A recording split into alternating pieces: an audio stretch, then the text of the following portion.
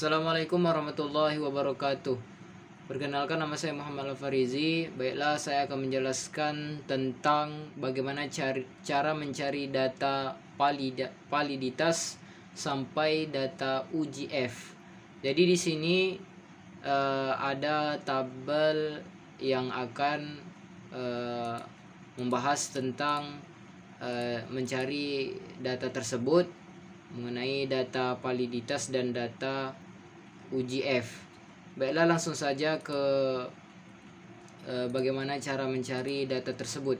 Yang pertama, kita harus blok terlebih dahulu data ini, kemudian kita copy dan kita masuk ke SPSS. Kita buat file baru, new, kemudian ke data, kita buat data baru, kemudian kita paste terlebih dahulu di sini, kemudian akan muncul data seperti ini. Jadi untuk menghilangkan, kan di sini datanya 2,00, jadi untuk menghilangkan 00 ini, maka kita pergi terlebih dahulu ke variable view. Variable view ini akan kita jumpai data seperti ini. Kemudian di name ini kita ubah menjadi S1, S2, S3, S4, S5, S6, S7, dan kemudian di bawahnya total. Kemudian kita lanjut ke desimal. Ini data ini kita ubah menjadi 0 supaya data yang nilai ini tadi yang 20 jadi hilang. Jadi kita ubah jadi 0, 0, kita ubah sampai selanjutnya. Kemudian setelah kita ubah, langsung saja kita kembali lagi ke data view untuk bagaimana cara mencari data validitas. Kita menggunakan dengan rumus analyze, kemudian kita langsung ke correlate, langsung ke privat. Kemudian langsung kita tekan, kita akan jumpai tabel seperti ini. Kita langsung kita blok, kemudian kita pindahkan ke tabel variabel. Kemudian setelah seperti ini kita tekan OK, maka akan muncul data seperti ini. Kemudian kita lanjut ke untuk mencari data reliabilitas. Seperti yang kita ketahui bahwasanya reliabilitas itu adalah untuk mencari data jelas atau tidaknya sebuah data, untuk mencari data konsisten tidaknya data tersebut. Maksud dari konsisten adalah data tersebut tidak bisa diubah-ubah walaupun beberapa kali diuji. Baiklah, langsung saja kita bagaimana cara mencari data tersebut, reliabilitas. Kemudian kita langsung saja blok terlebih dahulu data yang kedua ini dari awal sampai akhir. Kemudian kita copy langsung ke SPSS dan kita buat tabel baru data. Kemudian kita paste, kemudian akan keluar data seperti ini. Kemudian kita lanjutkan dengan cara seperti tadi, yaitu dengan cara mengubah data ini menjadi S1, S2, S3, S4, S5, S6, S7 sampai dengan akhirnya yaitu total. Kemudian selanjutnya desimal ini seperti biasa kita ubah menjadi 0 supaya data yang 0 kedua tadi hilang.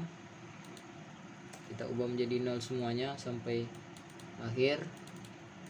Kemudian setelah kita ubah, langsung lanjut pindah ke data view. Untuk mencari data validitas, kita menggunakan rumus analyze, kemudian langsung ke scale, kemudian reliability analysis kita tekan.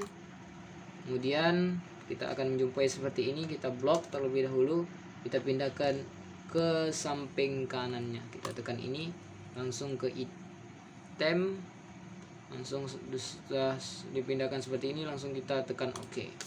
Nah, maka akan keluar data reliability. Kemudian kita lanjut ke uji T.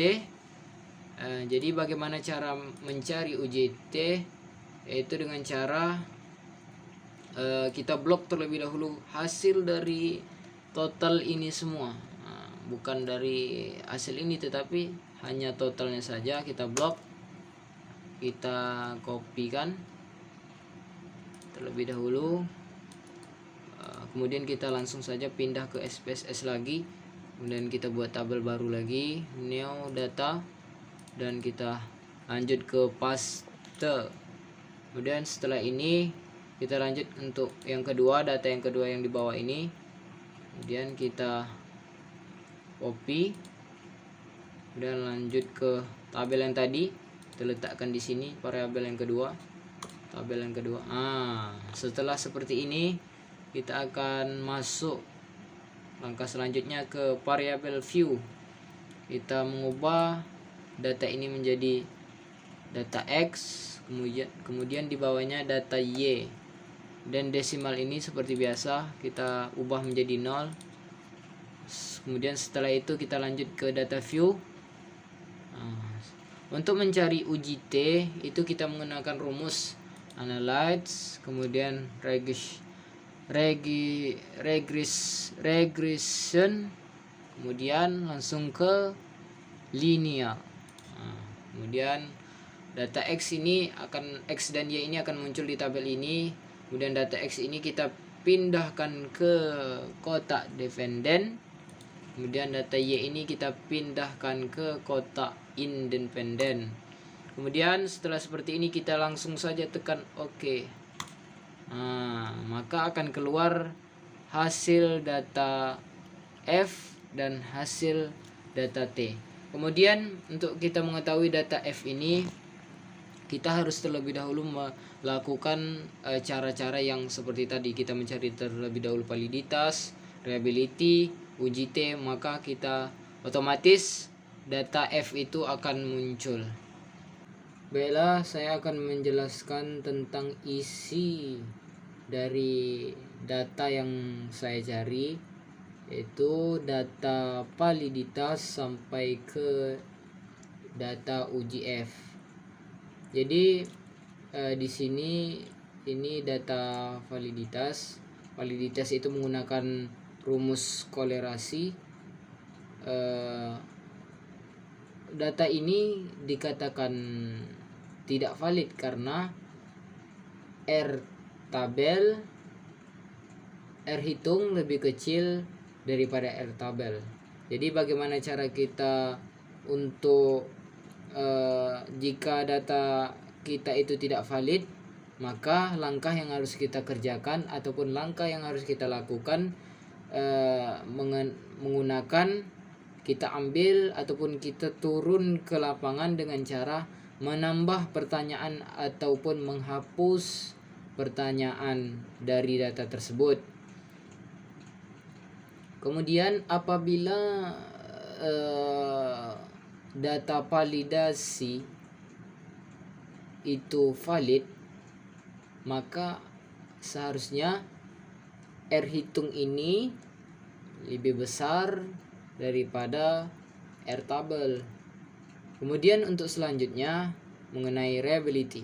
Reliability itu adalah untuk mengetahui data itu jelas atau tidak, data itu konsisten atau tidak. Maka dari sini dapat kita ambil kesimpulan bahwasanya data ini di sini 0,748. Maka apabila cost bond alpha ini lebih besar daripada data 0,60, maka dikatakan data itu jelas ataupun konsisten. Konsisten maksudnya apabila diuji berkali-kali, maka data itu tidak akan berubah. Data tersebut apabila diuji berkali-kali maka tidak akan berubah. Baiklah, seperti yang telah dikatakan diberikan tugas tadi bahwasanya kita akan mencari data UGF. UGF itu adalah keseluruhan dari hasil validitas, kemudian kita cari hasil dari reabilitas, kemudian baru uji T, kemudian barulah kita akan dapatkan data UGF. Jadi UGF di sini adalah untuk melihat besarnya pengaruh. Jadi dari tabel yang diterapkan ataupun dipaparkan bahwasanya UGF itu nilainya di UGF di nilai tabelnya itu nilainya 3,94, sedangkan di sini di F tabel itu nilainya 10,99. Jadi F ini dikatakan berpengaruh besar karena tabel F hitung lebih besar daripada F tabel, maka dikatakan sangat berpengaruh besar karena nilai F hitung lebih besar daripada F tabel. Jadi kita lanjut ke nilai uji T. Uji T ini adalah untuk melihat ada tidaknya pengaruh dari sebuah data tersebut. Jadi di sini saya mengatakan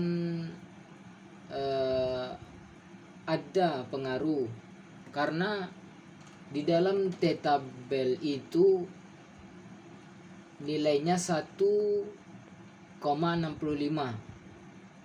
Jadi di sini di T hitung nilainya 2,027. Jadi dikatakan berpengaruh karena uji T itu adalah untuk melihat ada tidaknya pengaruh dari data tersebut. Ada, dikatakan ada karena T hitung lebih besar daripada T tabel. Jadi mengapa dikatakan berpengaruh? Karena T tabel itu lebih kecil ataupun T hitung itu lebih besar daripada T tabel. Mungkin itu yang dapat saya jelaskan. Lebih dan kurang saya mohon maaf sebesar-besarnya karena yang baik itu datangnya dari Allah Subhanahu wa taala dan yang buruk itu datangnya daripada diri kami sendiri. Mungkin kurangnya pengalaman dan pendeknya pengetahuan kami sehingga dalam penjelasan ini terbelit-belit. Kami mohon maaf yang sebesar-besarnya dan kami akhiri wabillahi taufiq wal hidayah. Assalamualaikum warahmatullahi wabarakatuh.